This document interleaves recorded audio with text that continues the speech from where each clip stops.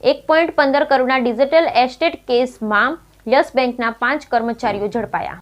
નાણાકીય વ્યવહાર મુજબ 10% કમિશન લઈ કામ કરતા હતા. સેટેલાઇટમાં રહેતા સિનિયર સિટીઝનનો કેસ થયો હોવાનું કહી 1.15 કરોડ રૂપિયા પડાવી લીધા. કેસની તપાસમાં અનેક મોટા ખુલાસાની શક્યતા. સેટેલાઇટના વિસ્તારમાં રહેતા એક સિનિયર સિટીઝને કોલ કરી તેમના વિરુદ્ધ સીબીઆઈમાં ગુનો નોંધાયા હોવાનું કહી ડિજિટલ એરેસ્ટ કરી 1.15 કરોડ રૂપિયા પડાવી લેવાની તપાસમાં સાયબર ક્રાઇમને મહત્વની સફળતા મળી, જેમાં નાણાકીય વ્યવહાર કરવા માટે ઉપયોગમાં લેવાયેલ બેંક એકાઉન્ટ હોલ્ડર અને બેંક એકાઉન્ટ ખોલી આપનાર ડીસા અને રાજસ્થાનના મેરતા સ્થિત યશ બેંકના 5 કર્મચારીને ઝડપી લેવામાં આવ્યા. આ કેસની તપાસમાં અનેક વિગતો બહાર આવવાની શક્યતા પોલીસે વ્યક્ત કરી છે.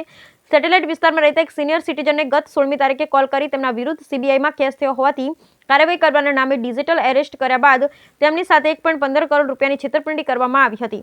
આ અંગે અમદાવાદ સાયબર ક્રાઇમ સેલમાં ફરિયાદ નોંધવામાં આવી, જેના આધારે એસપી હાર્દિક માકડિયાએ નાણાકીય વ્યવહારની વિગતની આધારે બેંક એકાઉન્ટની માહિતી એકઠી કરી હતી, જેમાં યસ બેંકની ડીસા બ્રાન્ચ અને રાજસ્થાન સ્થિત મેરતા બ્રાન્ચના કર્મચારીઓની સળવણી સામે આવતા પોલીસે જીગર જોશી રહે રત્નાકર સોસાયટી ડીસા, જતીન ચોખાવાલા રહે સુકન બંગલો ડીસા, દીપક સોની રહે રત્નાકર સોસાયટી ડીસા, માવજી પટેલ રહે કુડા ગામ ડીસા અને અનિલ મંડા રહે દેગોના જિલ્લો નાગોરને ઝડપી લેવામાં આવ્યા હતા.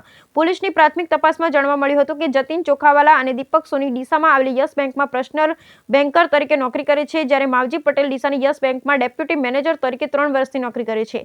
તેમજ અનિલ મંડા યસ બેંકથી જ મેરતા બ્રાન્ચમાં પર્સનલ બેન્કર તરીકે નોકરી કરે છે. આરોપીએ ચાઇનીઝ ગેંગ માટે બેંક એકાઉન્ટ ખોલી આપવાની ગેરકાયદેસર કામગીરી કરતા હતા, જેના બદલામાં તેમને 10% સુધીનું કમિશન મળતું હતું. આ કેસમાં પોલીસે કુલ 63 લાખ ફ્રીજ કરાવ્યા હતા અને 20 લાખની રોકડ જપ્ત કરી. બ્યુરો રિપોર્ટ ભરત ઠક્કર, ડીસા, બનાસકાંઠા.